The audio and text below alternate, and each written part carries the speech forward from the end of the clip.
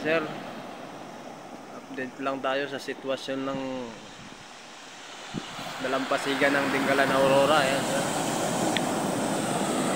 Layo pa yung bagyo mga sir, pero yung alon malalaki na oh. Ayun siya oh.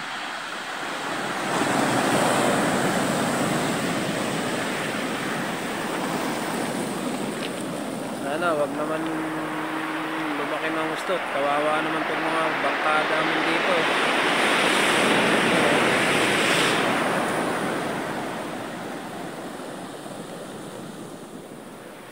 Sir, yung bangka ng Bipar inaabot na.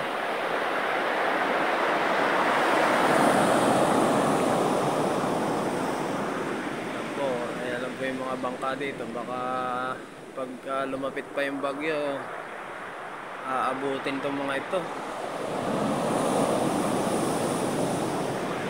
Kawawa naman, masisira uli.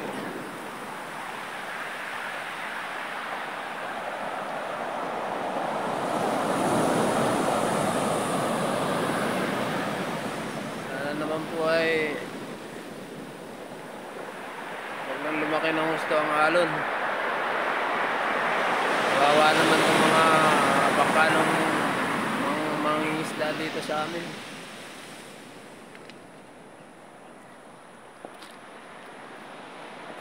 Ayan po ang sitwasyon dito ngayon ng dalampasigan ng Dingalan Aurora. Ayan mga sir oh. Malayo pa yung bagyo, malalaki na ang alon.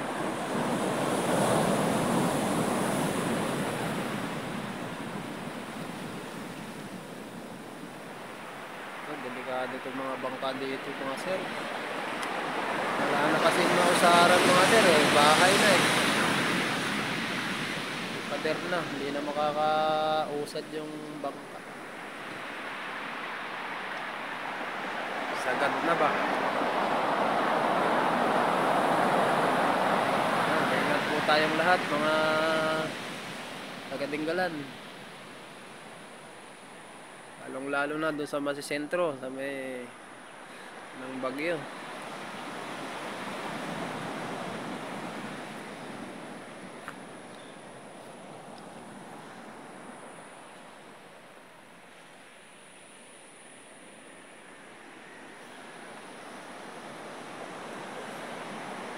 Ayan sir.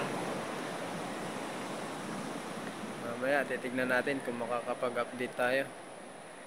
Parang hindi kayang lumabas pagka andyan na yung bagyo. Malakas na ang hangin nun sigurado at saka ulan.